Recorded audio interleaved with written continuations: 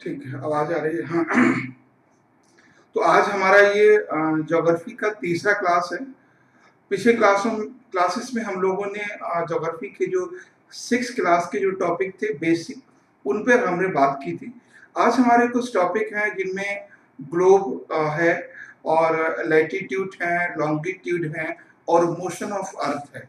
तो 3-4 हमारे टॉपिक हैं। तो सबसे पहले टॉपिक को देख लेते हैं। तो पहला तो ग्लोब है, उसके बाद लैटिट्यूड है, और उसके बाद लॉन्गिट्यूड है, और ये मेन टॉपिक हम लोग आज ये करेंगे, ग्लोब, लैटिट्यूड और लॉन्गिट्यूड। तो सबसे पहले हम लोग समझते हैं कि what is the globe. Globe क्या है? ठीक है, ग्लोब क्या, देखिए ग्लोब को इंग्लिश में भी हिंदी में भी ग्लोब ही कहते हैं। ठीक है, ग्लोब को हिंदी में भी ग्लोब कहते हैं। तो ग्लोब का बहुत सिंपल वर्ड में समझें कि व्हाट इज द ग्लोब। तो globe is the model of earth. Globe क्या है? इज ए मॉडल ऑफ अर्थ। ये पृथ्वी का प्रारूप है। Globe is model of earth. ठीक है, मॉडल ऑफ अर्थ यानी ये पृथ्वी का एक प्रारूप है। पृथ्वी का एक आकार, मतलब एक तरह से आकृति है ये। पृथ्वी की जो आकृति है उसको हम जियोड कहते हैं। क्या कहते हैं? जियोड। ठीक है, जियोड का मतलब होता है कि पृथ्वी ना तो गोलाकार है, ना बेलनाकार है, ना अंडाकार है। पृथ्वी का जो शेप है वो जियोड है। जियोड का मतलब है जो ध्रुवों की तरफ चपटी हुई है। ठीक है, हमारी जो पृथ्वी है वो ऐसी नहीं है। यानी जो हमारी पृथ्वी है वो ऐसी नहीं है, ये बात ध्यान रखना है। रियल में हमारी पृथ्वी का जो आकार है, जो शेप है, वो ऐसा नहीं है। कैसा है?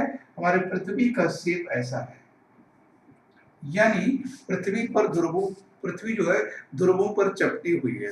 तो एक चीज आप समझ लेना, कई बार क्वेश्चन आता है कि क्वेश्चन पूछ लेते हैं स्टूडेंट कि सर ऐसा क्या रीजन है कि पृथ्वी ध्रुवों पर चपटी हुई है।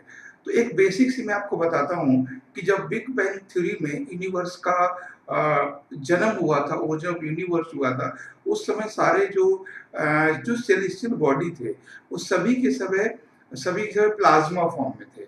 यानी ना तो लिक्विड थे, ना वो गैसियस फॉर्म में थे, ना ही सॉलिड थे। यानी धीरे धीरे वो पदार्थ सभी सिकुड़ना शुरू हुए। तो सिकुड़ने में आपको पता है कि सिकुड़ने के कारण ये पृथ्वी के जो दोनों पोल हैं वो फ्लैट हैं, यानी सिकुड़े हुए। वैसे तो इनका रियल में क्या था ये तो कोई नहीं बता सकता, लेकिन थोड़ा साइंस को लगाकर ये समझ सकते हैं। शायद है पृथ्वी के ठंडे होने की प्रक्रिया में जो कूलिंग प्रोसेस था, उस वजह से जो कंप्रेशन हुआ, यानी जो सिकुड़न हुई, उस वजह से ये हो सकता है। ठीक है, तो आई थिंक समझ में आ गया होगा कि what is a globe. Globe is a model of earth. This is known as the geoid. Geoid means shape of earth. ठीक, अब हम बात करते हैं कि जो हमारी पृथ्वी है वो 23.5 डिग्री झुकी हुई है। यानी जो पृथ्वी का जो शेप है वो कुछ ऐसा नहीं है, वो शेप जो है ऐसा है। ठीक है, पृथ्वी 23.5 डिग्री क्या है? टिल्टेड है। 23.5 डिग्री जो पृथ्वी है वो अपने अक्ष से झुकी हुई है। यानी जो पृथ्वी है वो इस तरह से नहीं है सीधी, अपने अक्ष से ऐसे झुकी हुई है। तो ये क्यों झुकी हुई है इसका कोई सॉलिड रीजन किसी को भी नहीं पता, लेकिन इतना है कि पृथ्वी अपने एक्स से 23.5 डिग्री टिल्टेड है। यानी 23.5 डिग्री ये है, और पृथ्वी अपने अक्ष से 66.5 डिग्री का कोण बनाती है, 66 डिग्री का। ठीक है, तो ये ध्यान रखना है, पृथ्वी 23.5 डिग्री कहाँ से झुकी हुई है? अपने अक्ष से 23.5 डिग्री वो टिल्टेड है ऐसे करके। ठीक है, और अपने जो बेस से एंगल बना रही है वो 66.5 डिग्री है। इनका इन 66.5 डिग्री का और 23.5 डिग्री का अपना एक अलग इंपॉर्टेंस है। 23.5 degree, 20.5 degree north and south, that region is known as the tropical region. यानी 23.5 डिग्री, अगर हम बात करें देखिए हम दोनों की चीजों को हम समझ लेंगे। पहले हम बात करेंगे, ये पृथ्वी है, ठीक है, ये पृथ्वी है, इसमें 23.5 डिग्री, ठीक है, ये रीजन हम मान लेते हैं 23.5 डिग्री ये है नॉर्थ और 23.5 डिग्री साउथ है, ठीक है, ये है। तो इस रीजन को क्या कहते हैं हम लोग? ट्रॉपिकल रीजन, यानी उष्ण कटिबंधीय प्रदेश। क्या बोलते हैं इसको? उष्ण कटिबंधीय प्रदेश, यानी ट्रॉपिकल रीजन। ये वो रीजन है इसके ना तो नॉर्थ में और ना ही साउथ में कभी सूर्य जाता है। कभी आपसे क्वेश्चन बन सकता है कि what is the importance of Tropic of Cancer and Tropic of Capricorn, यानी कर्क रेखा और मकर रेखा का क्या इंपॉर्टेंस है? तो इंपॉर्टेंस ये है, ये जो रीजन है, ये जो प्रदेश है, वो ट्रॉपिकल रीजन कहलाता है। अब बात आती है 66.5 डिग्री से, है ना, ये 66.5 डिग्री नॉर्थ और 66.5 डिग्री साउथ, ठीक है, 66.5 डिग्री साउथ, जो हमने आपको बताया था कि वो टिल्टेड है, अपने जो एक्सिस है, यानी उसका अक्ष है, वहां से 66 डिग्री कोण बनाती है। उसका मतलब क्या है कि 6 महीने का दिन और 6 महीने की रात यहाँ पर होती है इस रीजन में। आपको पता है 6 महीने का दिन और 6 महीने की रात होती है।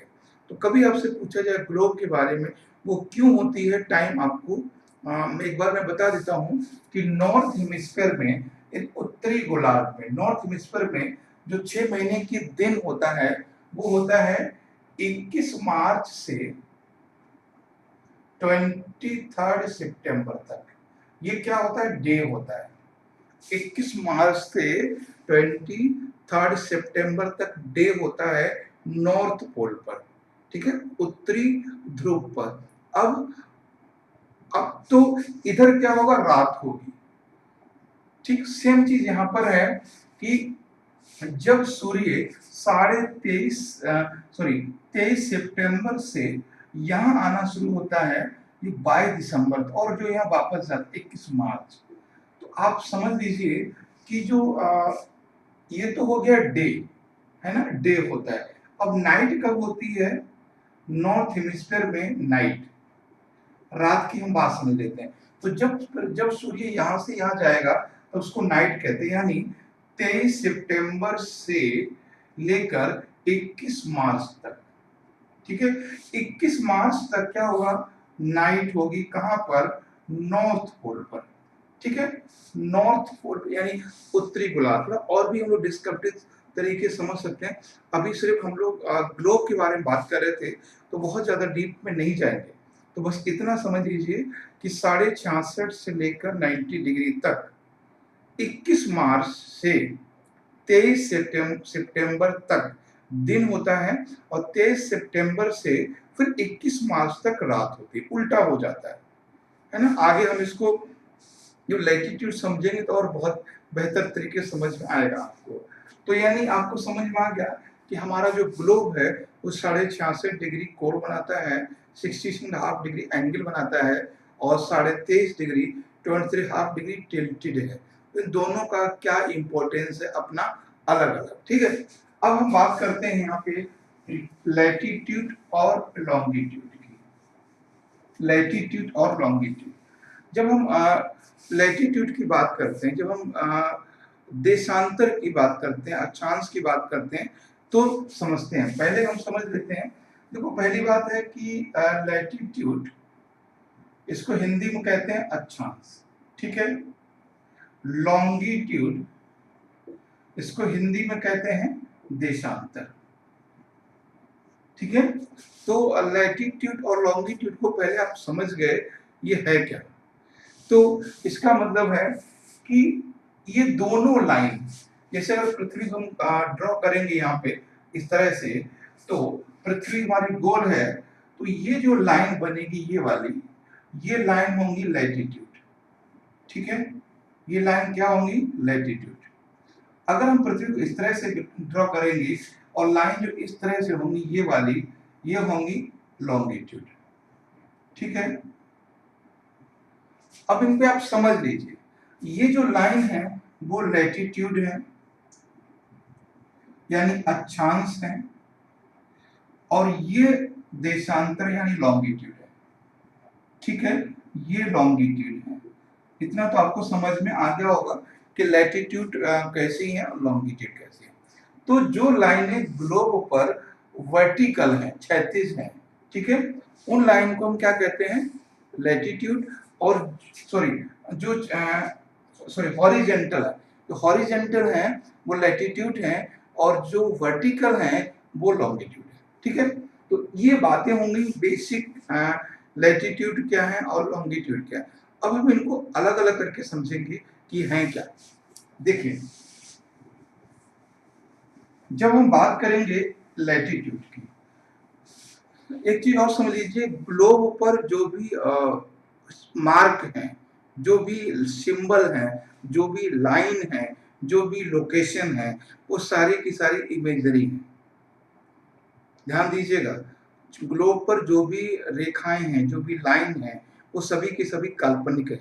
ठीक है, तो अगर हम लैटिट्यूड की बात करेंगे, अक्षांश की बात करेंगे, तो इसको हम देखेंगे। ठीक है, क्या देखेंगे कि जो latitude is a imagery horizontal line on globe. Latitude imagery horizontal line on globe. ठीक है, ये ग्लोब पर, ठीक है, काल्पनिक क्षैतिज, ध्यान रखिए, क्षैतिज काल्पनिक रेखाएं हैं। क्या है ये, काल्पनिक रेखाएं हैं।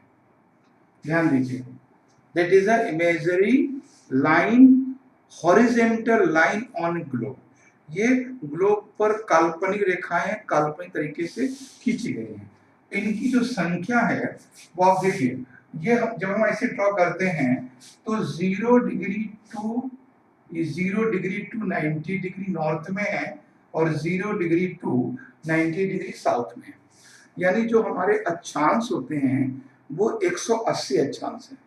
क्या, 0 डिग्री टू 90 डिग्री नॉर्थ में, और 0 डिग्री टू 90 डिग्री साउथ में। ठीक है, तो आप समझ गए टोटल हमारे अक्षांश कितने हैं, और एक गोलार्ध में कितने और दक्षिणी में कितने। तो पहली बात, हमने एक वर्ड यहाँ पे समझा है कि गोलार्ध, है ना। गोलार्ध का मतलब होता है हेमिस्फीयर। ठीक है, हेमिस्फीयर, हेमिस्फीयर यानी जो पृथ्वी है वो हमारी दो गोलार्धों में बटी हुई है। जो पृथ्वी है वो हमारी दो गोलार्धों में बटी हुई है। कैसे, ये यानी इक्वेटर, जिसको हम बोलते हैं भूमध्य रेखा। ठीक है, जो इक्वेटर है वहां से ये नॉर्थ हेमिस्फीयर है, उत्तरी गोलार्ध है, और ये वाला दक्षिणी गोलार्ध है। ठीक है, यानी जो भूमध्य रेखा यानी इक्वेटर से जो ईस्ट, जो नॉर्थ में है, इक्वेटर से यानी भूमध्य रेखा से जो उत्तर में है, उसको, उस पूरे भाग को हम कहते हैं उत्तरी गोलार्ध, और जो दक्षिण में है उसको हम कहते हैं दक्षिणी गोलार्ध। ठीक है, ये हो गया। तो अभी आप लोग समझ गए कि लैटिट्यूड है क्या। तो लैटिट्यूड जो है वो ग्लोब पर खींची गई काल्पनिक रेखाएं हैं। ठीक है, ग्लोब पर खींची गई काल्पनिक रेखाएं, ये बात आप ध्यान रखना। और ये 90 डिग्री, 0 टू 90 डिग्री नॉर्थ में है, और 0 टू 90 डिग्री साउथ में है।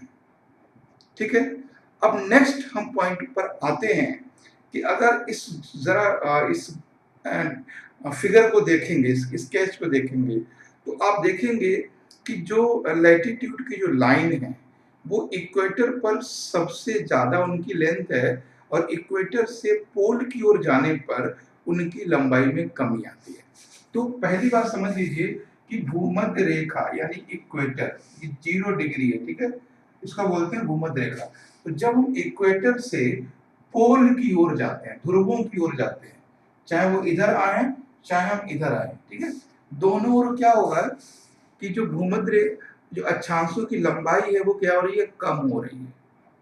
तो कभी आपसे क्वेश्चन बनेगा कि ध्रुवों से भूमध्य रेखा की ओर जाने पर अक्षांशों की लंबाई में वृद्धि होती है, तो वो सही आंसर होगा।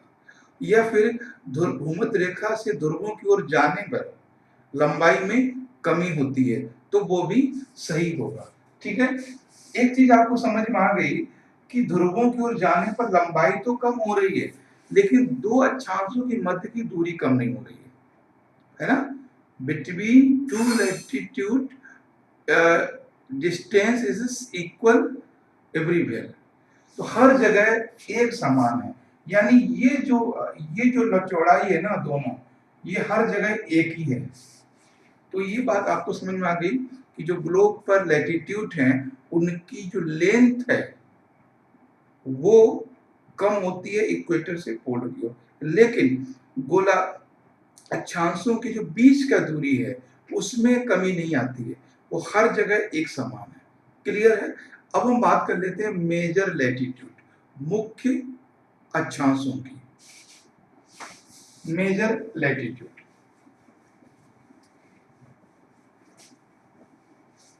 मेजर लैटिट्यूड की बात कर लेते हैं।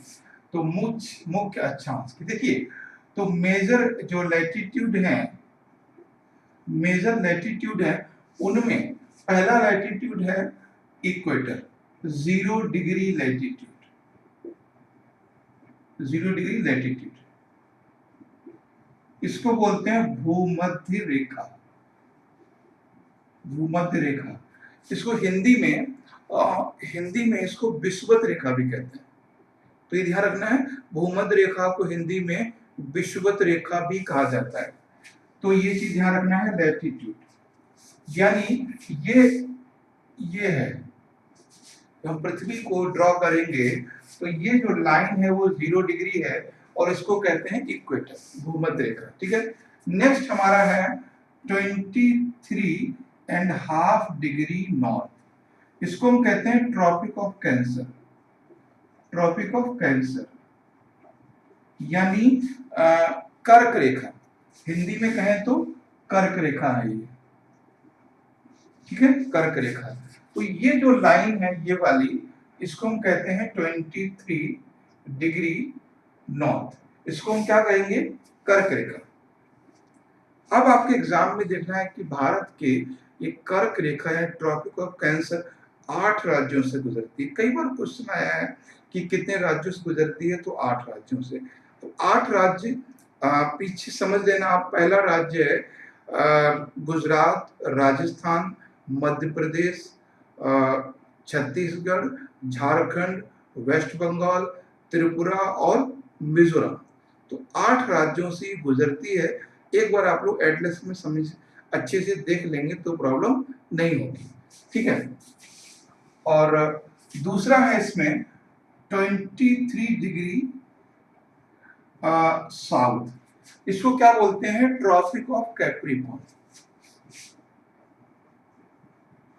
ट्रॉपिक ऑफ कैप्रिकॉर्न यानी मकर रेखा, ये ऑस्ट्रेलिया से गुजरती है।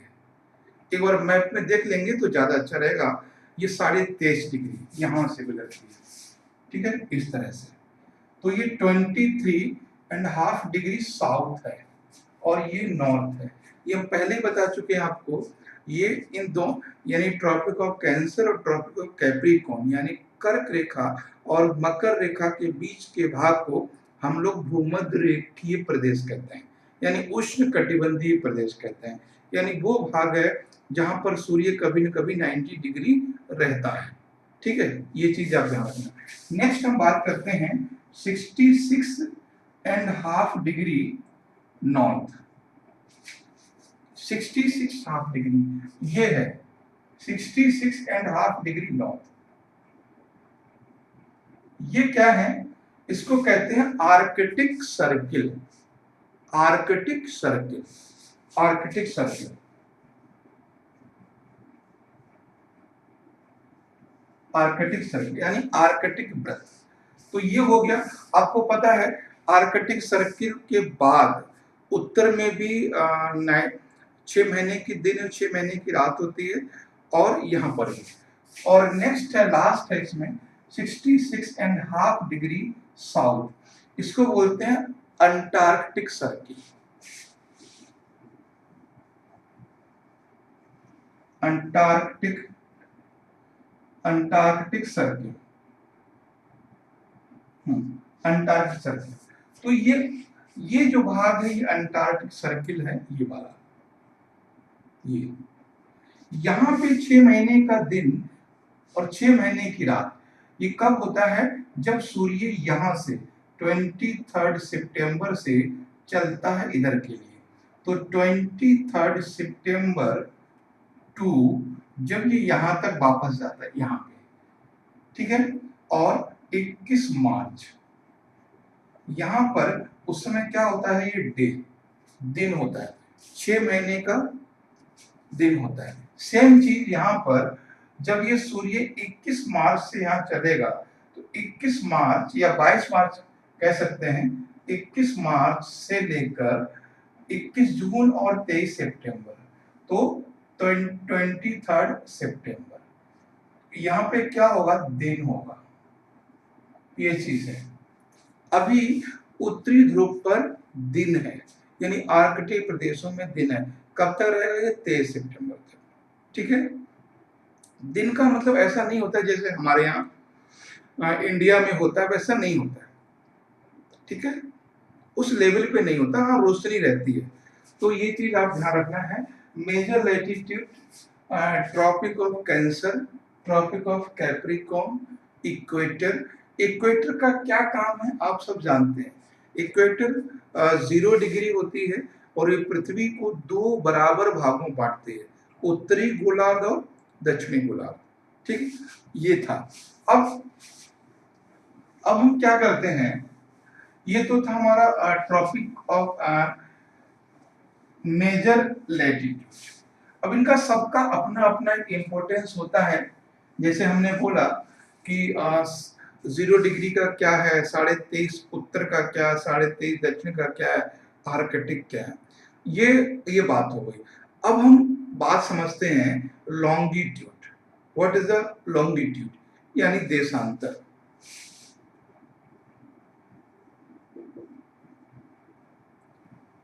देशांतर, देखो देशांतर क्या है, अगर आप थोड़ा सा इसको समझोगे तो ये जो लाइन है वो देशांतर है, ये वाली,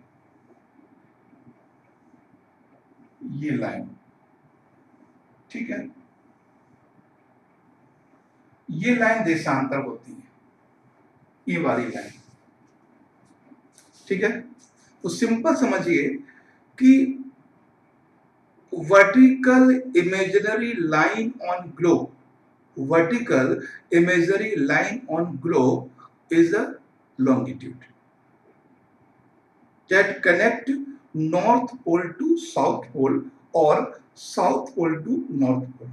तो ग्लोब पर जो लंबवत काल्पनिक रेखाएं हैं, लिख लीजिएगा खुद से, जो ग्लोब पर जो लंबवत काल्पनिक रेखाएं हैं और जो दोनों ध्रुवों को जोड़ती हैं, साउथ को भी और नॉर्थ को भी, उनको क्या कहते हैं? देशांतर कहते हैं, ठीक है। तो सिंपल समझ लीजिए, हिंदी में लिख लीजिए, लंबवत यानी ग्लोब पर, ठीक है, ग्लोब पर लंबवत काल्पनिक रेखाएं, काल्पनिक रेखाएं, ग्लोब पर लंबवत काल्पनिक रेखाएं क्या कहलाती हैं? देशांतर। ये देखो क्या होता है, अब इनको भी थोड़ा गौर से देख लीजिए। गौर से देखने का मतलब ये है कि जो इनकी लंबाई होती है वो कम नहीं होती। आपने लैटिट्यूड में देखा कि लंबाई कम हो रही थी, यहाँ पर देशांतर में लंबाई कम नहीं होती है लेकिन चौड़ाई कम हो जाती है। आप ध्यान से देखोगे तो ये जो लैटिट्यूड जितना चौड़ा यहाँ पर है उतना यहाँ पे नहीं है, उतना यहाँ पे नहीं है, उतना यहाँ पे नहीं है, ठीक है। तो यानी जो देशांतर की जो चौड़ाई है वो भूमध्य रेखा से ध्रुवों की ओर जाने पर क्या हो रही है? कम हो रही है, लेकिन लंबाई कम नहीं हो रही है। हर देशांतर की जो वर्टिकल लंबाई है, जो लंबवत लंबाई है, वो एक समान है, ठीक है, लेकिन चौड़ाई सब सारे के सारे जो लॉन्गिट्यूड हैं वो कहाँ मिल जाते हैं? पोल पे जाके। इतना क्लियर है? हाँ। अभी ये हो गया, कभी आपसे क्वेश्चन बनेगा कि distance between two longitude decrease equated to pole. Distance between two longitude, दो देशांतर के मध्य की दूरी डिक्रीज इक्वेटेड टू पोल। एकदम सेंटेंस सही होगा, क्योंकि इक्वेटर से पोल की तरफ जाने पर लॉन्गिट्यूड का जो डिस्टेंस है बीच का वो कम हो रहा है। फाइनली कहाँ खत्म हो जा रहा है? पोल पे। अब लेकिन लेंथ कम नहीं हो रही है, लेंथ उसकी कम नहीं होती है। ठीक है, तो ये चीज ध्यान रखना है कि उसकी लेंथ में कोई कमी नहीं आती है। अभी हम बात करते हैं कि ये है क्या। तो दैट इज ये क्या होते हैं, जैसे मान पृथ्वी का ये ग्लोब बनाया, तो ये 0 डिग्री से 180 डिग्री ईस्ट में और 0 से 180 डिग्री वेस्ट में, 0 to 180 डिग्री ईस्ट और 0 to 180 डिग्री वेस्ट। ठीक है, 0 to 180 डिग्री ईस्ट और 0 to 180 डिग्री वेस्ट। यानी टोटल जो लॉन्गिट्यूड है वो 360 है। समझ गए? अब देखते हैं 360 यानी 0 to 180 डिग्री ईस्ट में है और 0 डिग्री टू 180 डिग्री वेस्ट में है। यानी टोटल जो लॉन्गिट्यूड है वो 360 डिग्री है। कितने हैं? 360 डिग्री। अब जैसे हम लोगों ने वहां पर समझा मेजर लैटिट्यूड, वैसे यहां पर भी समझेंगे मेजर लॉन्गिट्यूड। ठीक है, मेजर लॉन्गिट्यूड, मेजर लॉन्गिट्यूड। अब मेजर लॉन्गिट्यूड कौन कौन से हैं, बस हम इतना समझ लेंगे, आगे हम लोग नेक्स्ट क्लास में करेंगे। मेजर लॉन्गिट्यूड कौन कौन से हैं? मेजर है 0 डिग्री लॉन्गिट्यूड, उसके बाद है 180 डिग्री लॉन्गिट्यूड, उसके बाद है 82.5 डिग्री ईस्ट लॉन्गिट्यूड। ठीक है, ये जो है ग्लोब पर कुछ मेजर लॉन्गिट्यूड हैं जो हमारे एग्जाम के पॉइंट ऑफ व्यू से इंपॉर्टेंट है। क्लियर है? ये हैं। अब सिर्फ अभी हम एक देख लेते हैं 0 डिग्री लॉन्गिट्यूड। देखो 0 डिग्री लॉन्गिट्यूड को कहा जाता है प्राइम मेरिडियन लाइन। क्या? प्राइम मेरिडियन लाइन, यानी प्रधान मध्याह्न रेखा। हिंदी में कहें तो प्रधान मध्याह्न रेखा। ठीक है, it is a prime meridian line. हम ग्लोब पेपर ड्रॉ करके दिखा देते हैं आपको। ठीक है, जैसे ये ग्लोब है, यहां पर आप देखेंगे इस तरह से, तो ये जो लाइन है इसको कहते हैं 0 डिग्री लॉन्गिट्यूड।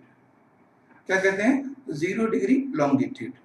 अब 0 डिग्री लॉन्गिट्यूड जो है वो, इसका नाम क्या है? जैसे वहां पर हमने देखा था इक्वेटर, तो 0 डिग्री लैटिट्यूड है, उसका नाम है इक्वेटर, भूमध्य रेखा। लेकिन जो 0 डिग्री लॉन्गिट्यूड है इसका नाम क्या है? प्राइम मेरिडियन लाइन, यानी प्रधान मध्याह्न रेखा। 0 डिग्री लैटिट्यूड का काम क्या था? पृथ्वी को नॉर्थ और साउथ में डिवाइड करना। 0 डिग्री लॉन्गिट्यूड का काम क्या है? पृथ्वी को ईस्ट और वेस्ट में डिवाइड करना। क्लियर है? उसका काम था पृथ्वी को नॉर्थ और साउथ में डिवाइड करना, इसका काम है पृथ्वी को ईस्ट और वेस्ट में डिवाइड करना। आगे हम इन बाकी को हम लोग समझेंगे नेक्स्ट क्लास में, और उसमें देखेंगे कि कैसे ये टाइम डिसाइड करते हैं। जैसे मान लो क्वेश्चन आता है कि 0 डिग्री पर 5 बजे हैं तो 60 डिग्री पर क्या होंगे, है ना? भारत का टाइम 5.5 घंटे प्राइम मेरिडियन लाइन से आगे है, तो कैसे है? तो इस तरह कुछ क्वेश्चंस आते हैं, उनको भी समझेंगे। हम ये भी समझेंगे कि भारत का टाइम कहाँ से डिसाइड होता है। हम ये भी समझेंगे कि विश्व में तारीख यानी तिथि कहाँ से डिसाइड होती है। ठीक है, हम अगले क्लास में इनको हम लोग डिस्कस करेंगे।